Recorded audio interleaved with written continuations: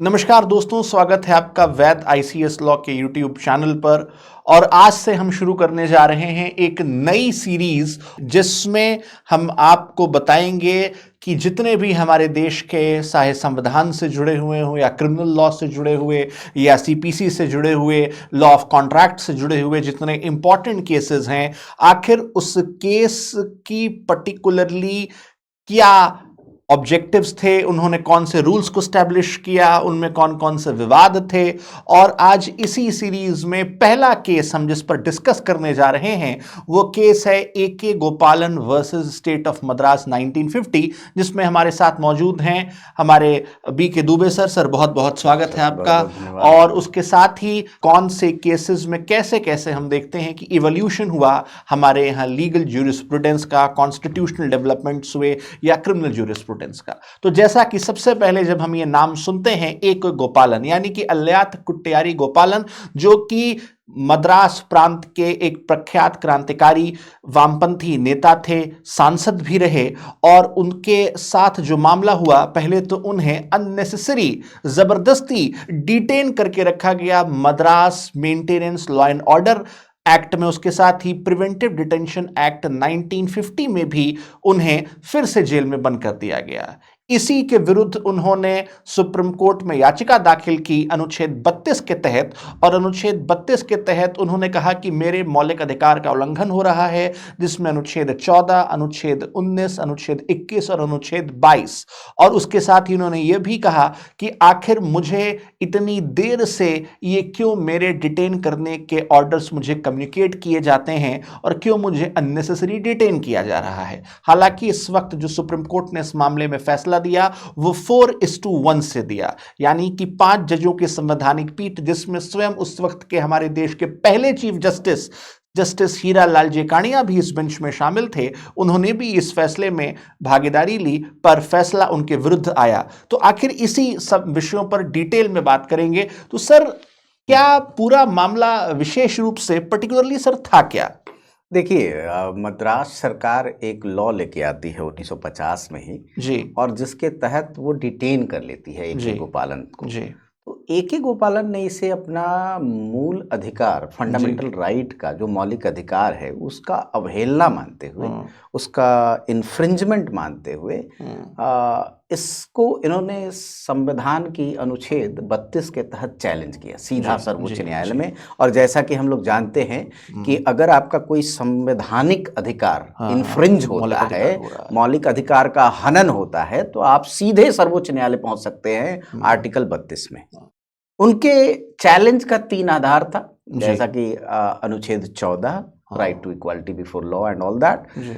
आपका फिर उन्होंने 19 का जिक्र किया, है ना, कि right to speech and expression है, वो कटेल हो रहा। और सबसे व्यापक जो इसमें है आपका article 21, right to life with liberty. हम लोग देखिए बहुत अच्छे से जानते हैं कि अनुच्छेद आपका जो 21 है, जो आपको लाइफ की गारंटी देता है, लाइफ विथ लिबर्टी की गारंटी देता है, जिसको इवन आप इमरजेंसी के पीरियड में भी सस्पेंड नहीं कर सकते, राइट। तो इसे ग्रॉस इन्फ्रिंजमेंट मानते हुए सीधा 32 में उन्होंने इसको चैलेंज किया। लेकिन उस समय के परिस्थितियों के आलोक में, या जो भी आप कहें, 4:1 जैसा आप कह रहे हैं, और ये सर्वविदित है कि उन्होंने इसको उचित माना, डिटेंशन को ओके सही माना गया। और जो सबसे बड़ा जो इसमें आधार निकला, 14 का जो हवाला उन्होंने दिया कि इक्वालिटी बिफोर लॉ नहीं है, तो सर्वोच्च न्यायालय ने कहा कि जितना डिटेनिंग का पावर आपके खिलाफ इस्तेमाल होगा वो दूसरों के खिलाफ इस्तेमाल होगा, तो इक्वालिटी बिफोर लॉ का किसी तरह से वायलेशन नहीं है। स्पीच और एक्सप्रेशन की अगर आप बात कर रहे हो तो रीजनेबल रिस्ट्रिक्शन हम उस पर लगा ही सकते हैं, फंडामेंटल राइट्स बिल्कुल एक लिमिट तक आप पे रिस्ट्रिक्शन लगाया जा सकता है। और जो सबसे तीसरा मुख्य आयाम है इसका, आर्टिकल 21, अनुच्छेद 21, जो राइट टू लाइफ तो डिटेनमेंट एस्पेक्ट है जो कि बिना ट्रायल का किसी को आप एक तरह से कन्फाइन कर देते हो। दो प्रकार के हमारे यहाँ लीगल सिस्टम में बिल्कुल, सर हैं, प्रिवेंटिव और प्यूनिटिव। जी, प्रिवेंटिव और प्यूनिटिव हाँ, तो जो है अगर अपराध होने के पहले हाँ, किसी भी व्यक्ति को हम गिरफ्तार कर रहे हैं या डिटेन कर रहे हैं तो प्रिवेंटिव डिटेंशन। बिल्कुल। तो ये जो डिटेंशन था, इन्होंने कहा कि ठीक है तो हमारा 21 का क्या होगा, राइट।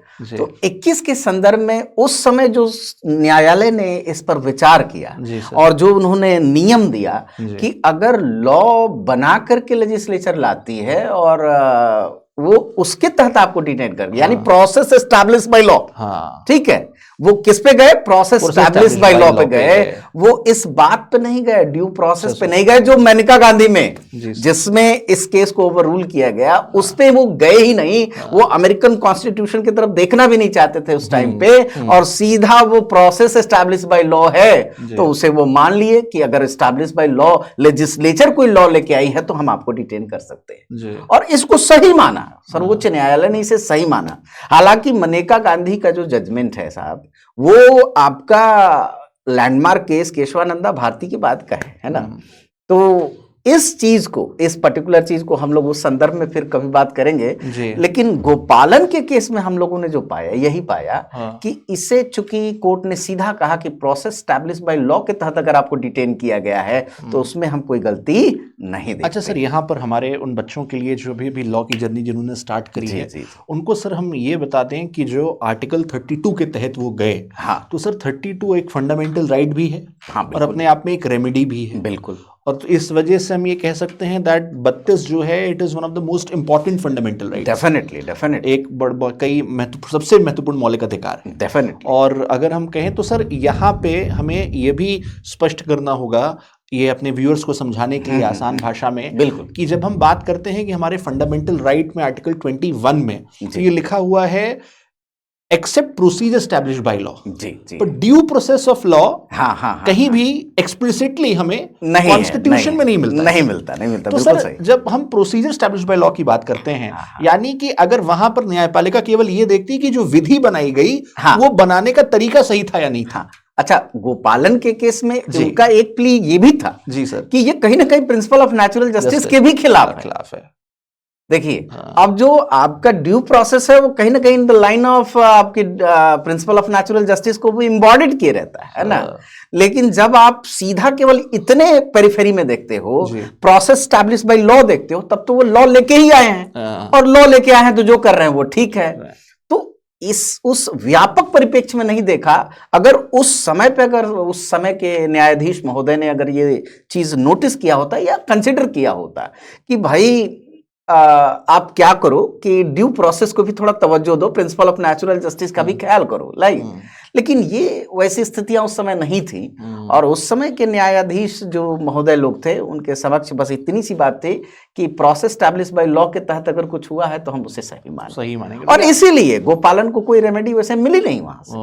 तो अगर हम सब ये कह सकते हैं कि उस वक्त बड़ा रिस्ट्रिक्टिव इंटरप्रिटेशन, डेफिनेटली बहुत कोई लिबरल इंटरप्रिटेशन हमें नहीं, लिबरलाइजेशन आप नहीं देख सकते थे, नहीं पा सकते थे, बिल्कुल नहीं। गोपालन जो हम बाद में देखते हैं, क्योंकि देखिए यहाँ पे वो प्रोसीजर एस्टैब्लिश बाय लॉ को, यानी कि जो सरकार के बनाए गए कानून उसकी बात करते हैं, बिल्कुल। और पर जब हम यहाँ मौलिक अधिकारों को तवज्जो नहीं दे रहे हैं, नहीं। और इसके ठीक उलट गोलकनाथ में कह देते हैं कि फंडामेंटल राइट्स आर सैक्रोसैंट।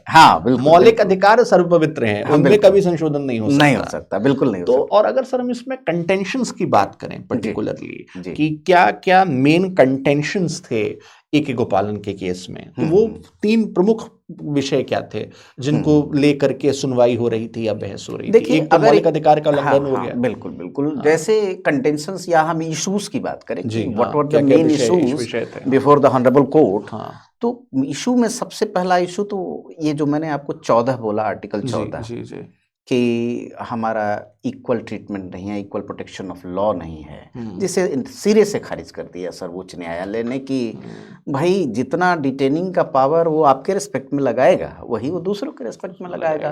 तो कहीं इस तरह का डिस्क्रिमिनेशन हमें नहीं दिखता। तो 14 को आउटराइटली रिजेक्ट कर दिया। बात गई 19 पे कि 19 भाई स्पीच और एक्सप्रेशन, तो उसने ये कह के खारिज कर दिया कि सरकार के पास हमेशा पावर है कि वो रीजनेबल रेस्ट्रिक्शन लगा सकती है। क्योंकि उसी में प्रावधानित है। Rights are not absolute, absolute right है ही नहीं आपका, fundamental rights are not absolute absolute. Right. लेकिन जब बात 21 पे जाके अगर उस समय के न्यायाधीशों ने जरा सा भी विचार ड्यू प्रोसेस का बनाया होता, जो अमेरिकन कॉन्स्टिट्यूशन से मनेका गांधी केस में लाया जा रहा है, और मनेका गांधी केस में लाने का भी जो देखिए एक पूरी ये श्रृंखला है, ये पूरी एक सीरीज है ना, कि कैसे आपके समय से केस बाय केस हम लोग उस पे चलेंगे। हाँ बिल्कुल, वो जर्नी हम लोग स्टार्ट कर चुके हैं, है ना। आज पहला केस है। हाँ, तो यहाँ पे चूंकि वैसे मार्गदर्शन नहीं थे न्यायाधीशों के समक्ष कि हमें थोड़ा सा लिबरल अप्रोच लेके चलना है ना, ताकि फंडामेंटल की जो राइट की जो सैंक्टिटी है वो बनी रहे, उसको तवज्जो हमें देना है। क्योंकि देखिए हमारा देश उस समय 47 में आजाद हुआ था, और 47 में आजाद, और ये 50 का जजमेंट है, 3 साल के बाद ही जजमेंट है, 3 साल के अंदर ये जजमेंट है। तो उस समय जरूर सोचना चाहिए था कि हम लोग अंग्रेजों की गुलामी से निकले हुए हैं और हम अपने फंडामेंटल राइट को बूस्ट करें। लेकिन ये कहीं ना कहीं इस जजमेंट ने लैक किया, जो कि बाद में सही हुआ, जो कि बाद में चीजों को अनुसरण किया गया, सीखा गया, समझा गया। में तो है ही है कि सुप्रीम कोर्ट खुद अपने फैसलों को रिव्यू कर सकता है। हाँ बिल्कुल, अनुच्छेद 137 में इस बात का स्पष्ट प्रावधान भी है। जी। तो बाद में हमने देखा कि किस तरीके से सुप्रीम कोर्ट ने उसमें लगातार परिवर्तन किए। तो ये हमारा पहला केस है, और ये जर्नी बड़ी अच्छी रहेगी, उपलब्धिवर्धक रहेगी, ज्ञानवर्धक रहेगी। ऐसे भी ऐसा अनुमान करके हम लोग आगे बढ़ेंगे, और फिर अगले केस के साथ हम लोग डेफिनेटली। तो ये हम लोगों ने आज जो पहला केस हमारी सीरीज का A.K. गोपालन बनाम मद्रास राज्य के बारे में, उसके क्या क्या महत्वपूर्ण विषय थे, उसमें क्या समस्याएं थीं, कौन से मौलिक अधिकारों का उल्लंघन हो रहा था, कौन सी रिलीफ वो मांग रहे थे। और एक और बात मैं आपको अंत में बताना चाहूँगा कि ध्यान रखिएगा कि जो हमारा अनुच्छेद 32 है, यह एक लैटिन मैक्सिम है जिसे हम कहते हैं उबी जस इबी रिमीडियम, इस पर आधारित है।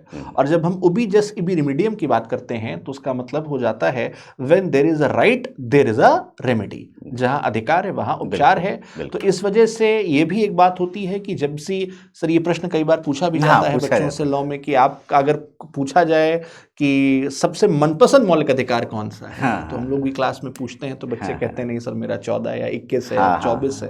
हम लोग कहते हैं नहीं, आपको जवाब हमेशा यही देना है कि आर्टिकल 32 है, क्योंकि वो रेमेडी भी है और फंडामेंटल राइट भी है। अगर यही नहीं होगा तो बाकी सारे राइट्स को एनफोर्स कैसे करेंगे। तो ये तमाम चीजें, तो ये था आज का हमारा पहला केस। मैं आशा करता हूं कि कल हम लोग और एक नए केस लॉ के साथ आएंगे, और सर के साथ उसकी तमाम उसके कॉन्स्टिट्यूशनल एनालिसिस, उसके तमाम लीगल एनालिसिस पर चर्चा करेंगे। बहुत बहुत धन्यवाद sir. Thank you so much. और ऐसे तमाम आगे अपडेट्स के लिए आप फॉलो करते रहें वैद ICS लॉ। Thank you.